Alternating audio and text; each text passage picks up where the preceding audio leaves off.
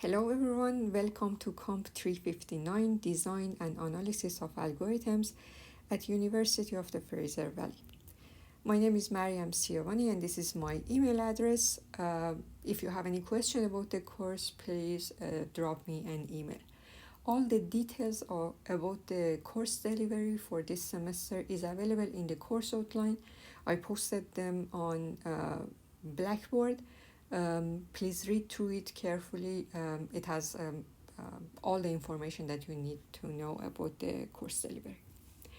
So this video is just about an introduction to the course, what we are going to learn in this course, and what are the learning outcome of the course. So the course, as its name is saying, is an advanced level course on algorithm. The main focus of this course is to show you how to design and analyze an efficient algorithm for the problems, and we will do it through solving many problems in computer science. These problems, although at first just sounds very fun and interesting and just like a toy problem, but in fact they are the building blocks of computer science. And over the past 50-60 years, the whole field of computer science has been developed by the introducing these problems and finding an efficient algorithms for them. Towards the end of the semester, we will see that some of the problems cannot be solved using an efficient algorithm. By efficient here, I mean an algorithm that is working in polynomial time. At the end of the semester, I will actually just give you a brief introduction to the MP complete to in fact explain this phenomenon that some problems we still don't know how to solve them in polynomial time using a polynomial time algorithm. So what is the problem solving, what we are going to in fact actually do in this course?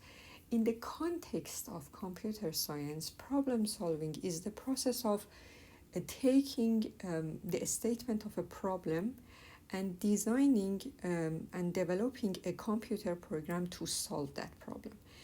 So problem solving has two main concepts, two main parts, which actually works hands in hand. They are very actually integrated to each other.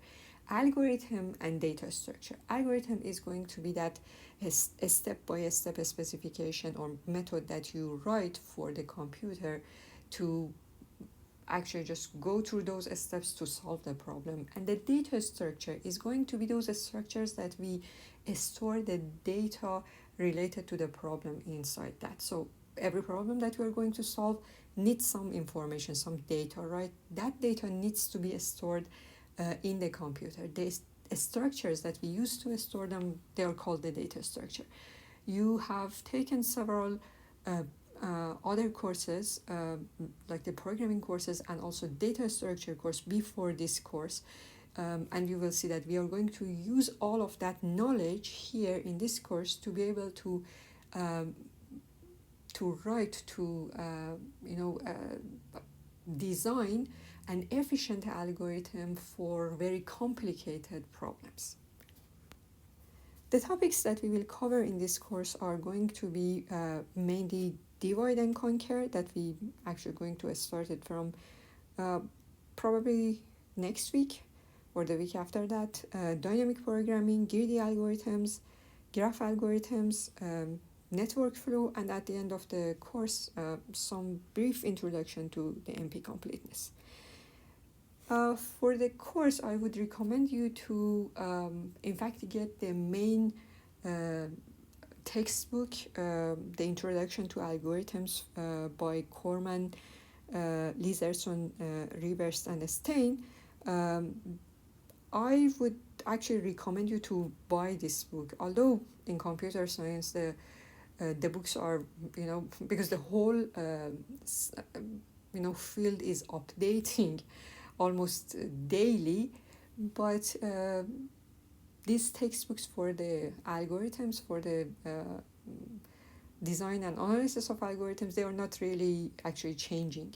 So this is going to be a good investment to buy a textbook.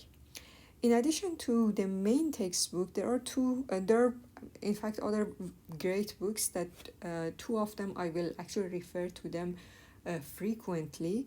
The Algorithm Design by Killenberg and Tardosh, and the other one, the Algorithms by Dasgupta, Papadimitriou, and Vazirani. So because the names are not that short to refer to, I will refer to the main textbook as CLRS,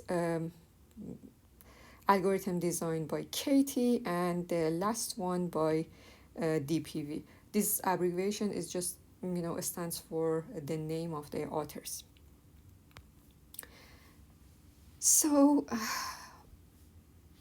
in fact, unfortunately, I should say that there is no formula that I can give you to solve any problem in computer science.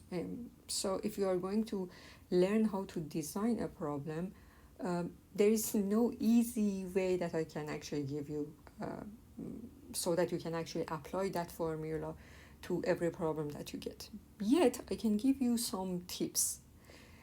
So you can, in fact, when you are given a problem, the very first step that you should do is to read the problem and try to understand the problem. By understanding the problem, I mean analyzing the problem and, in fact, extract some structures or mathematical properties out of the problem.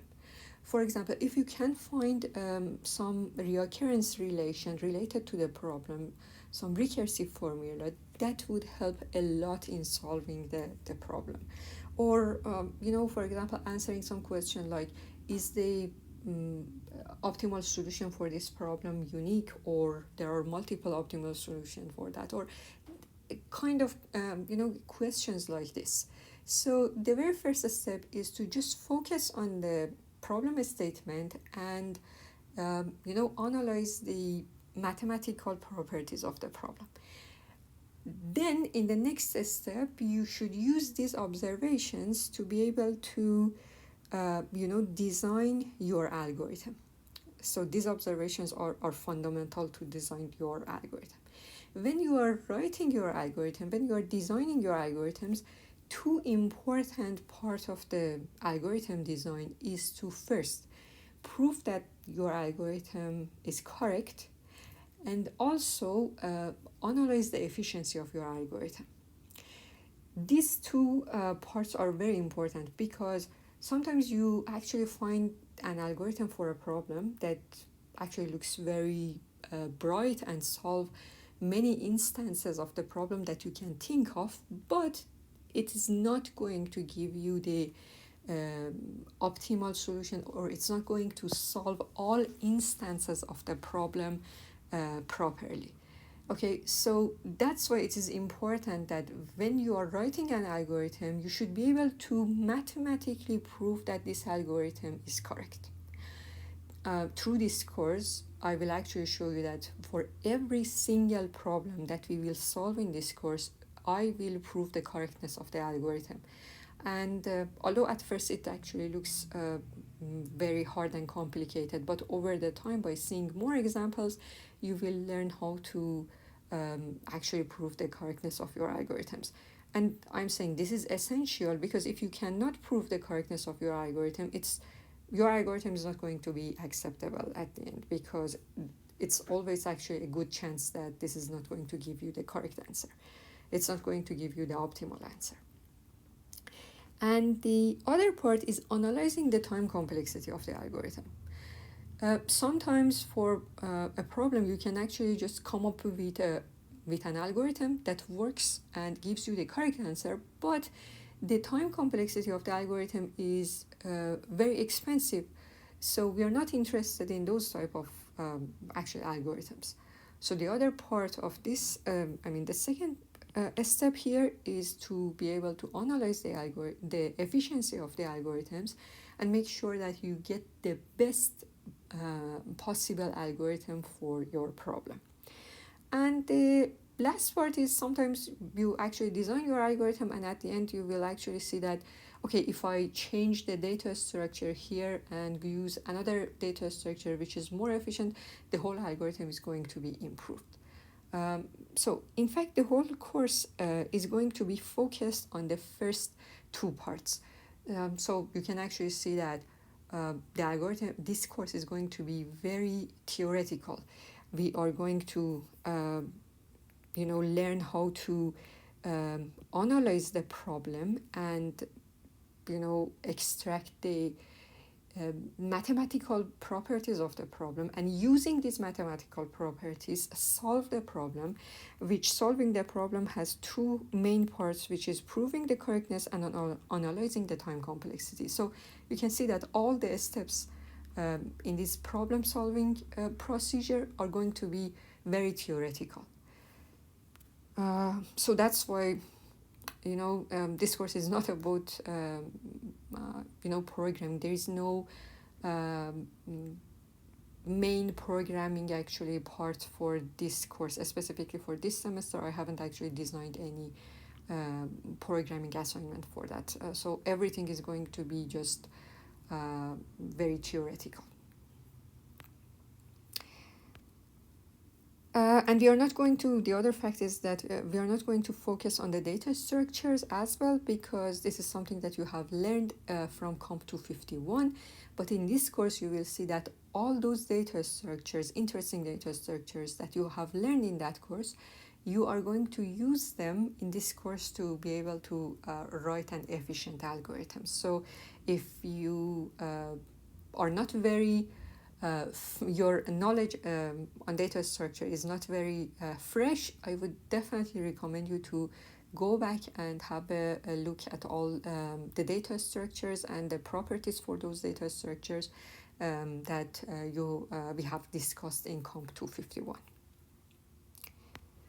So at the end of this lecture, I am going to just give you an example of a problem, some kind of what we will do during this course, not in details, but just an overview that what would happen and how we actually deal with a problem and what we would expect at the end. So the problem that I'm going to discuss here is the very famous problem of traveling salesman. So the problem is about graphs. You are given an undirected graph with n vertices and m edges, and the problem here is to find a path over the graph that started from one of the nodes. You can actually think of it as all the nodes as some cities, that a salesman is going to start from one of the cities and going through all the cities to, for example, sell something, and then go back to the origin city. Okay, so in terms of the graph, this is going to be finding a path that actually visit all the nodes exactly once, and in fact, this is going to be a cycle, right? Just covering all the nodes in the graph. So before I actually go forward and discuss about the answer, although I'm not going to actually give you the details of the answer, but before we go forward, you can pause the video here and think about the problem. How you are going to, if this is a problem given to you, how you are going to solve this problem.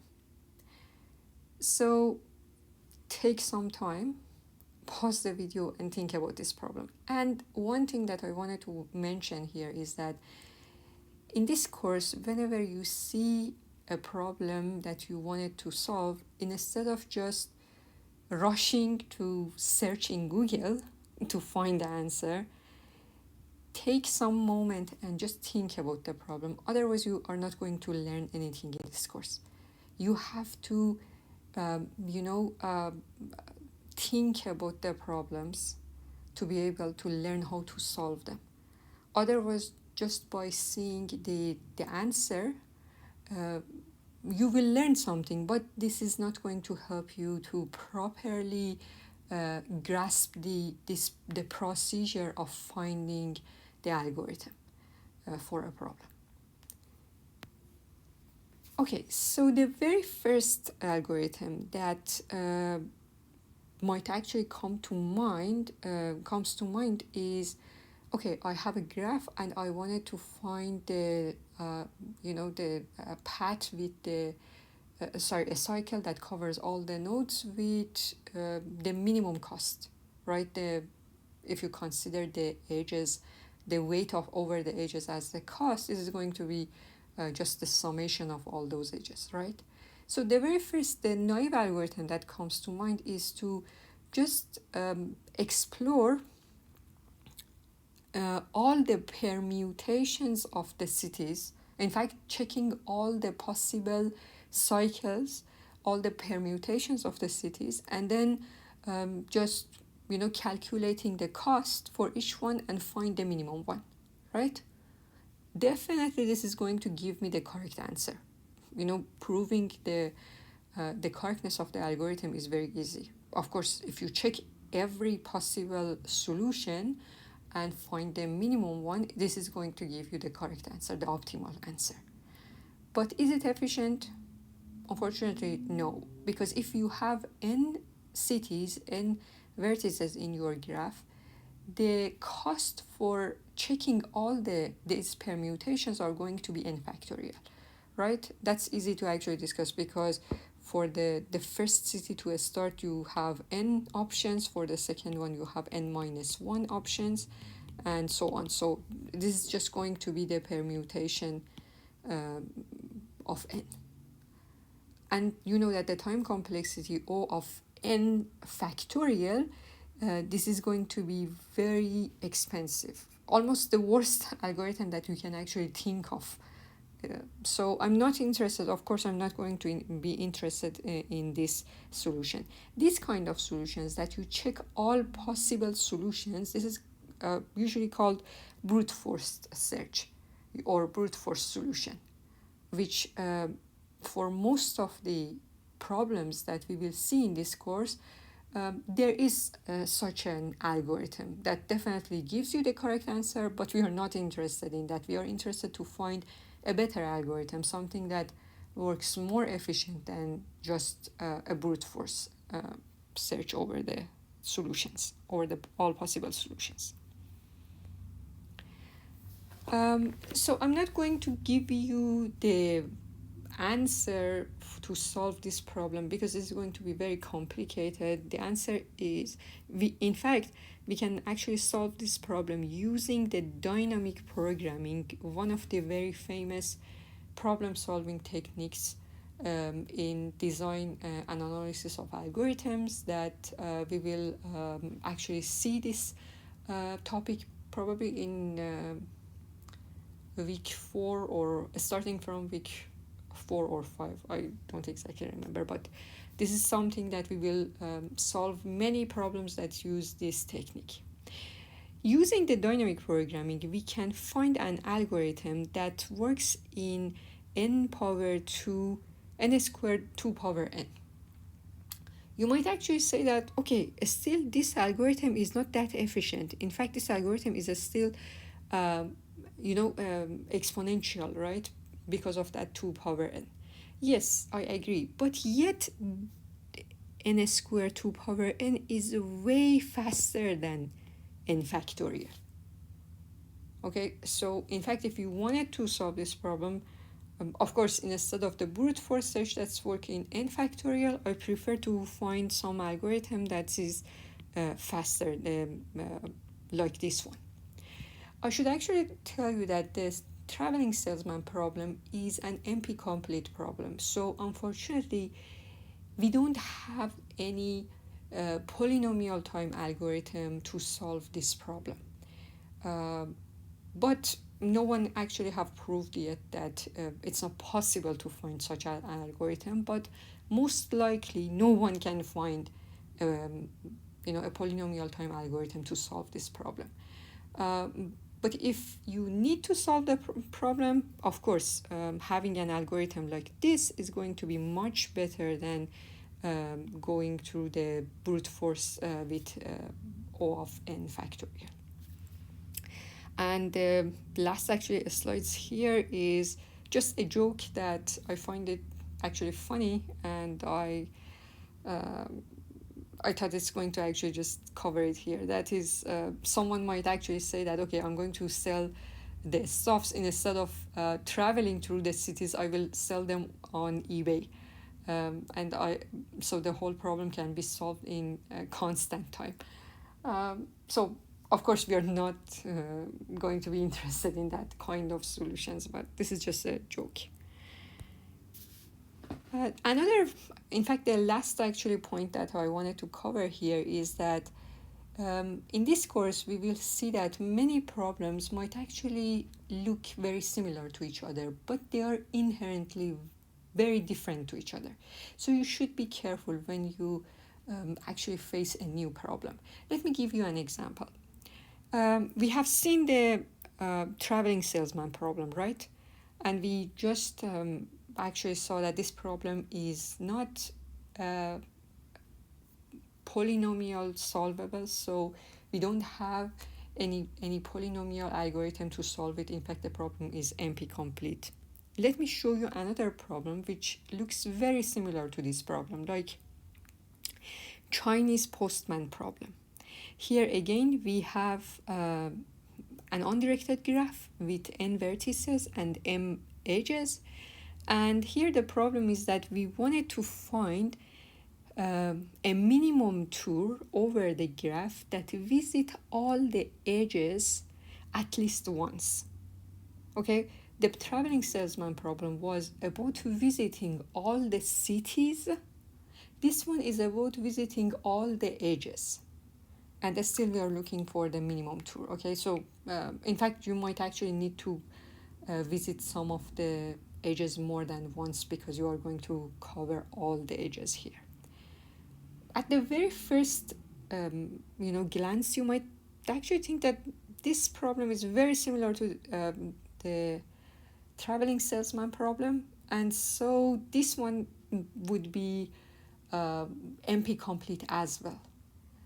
But surprisingly, there is an efficient algorithm to solve this problem that works in O of n power 4. Okay, so you should be very careful. Some problems might actually look very similar, but they would be inherently different. The traveling salesman problem is an NP complete problem. We cannot find a polynomial time algorithm for that, but the Chinese postman problem is a polynomial solvable problem. You can find a polynomial algorithm for that. So when you are actually given a new problem, you should be careful in analyzing the very first step that I told you, analyzing the properties of the mathematical properties of the problem. In that steps, you would actually learn very important facts about the problems. Either this problem is solvable or not, or some, in fact, observations about how to solve the problem, how to write a good algorithm for that. So by the end of this semester, by taking this course, I would expect you to know the very famous algorithms in computer science, and through learning these algorithms, you would gain and earn the skill to be able to design new algorithms for any new problem which is given to you. Of course, not very complicated problems that not even the world famous scientists can solve it, but any reasonably hard problem that is given to you, you should be able to design an efficient algorithm for them and analyze the efficiency of the algorithm, and you should be able to prove the correctness of your algorithm. So I would, in fact, recommend you to read the chapter 1 of CLRS, the main textbook. This is going to give you a good introduction about the course and the algorithm, and why we learn algorithms. Thank you.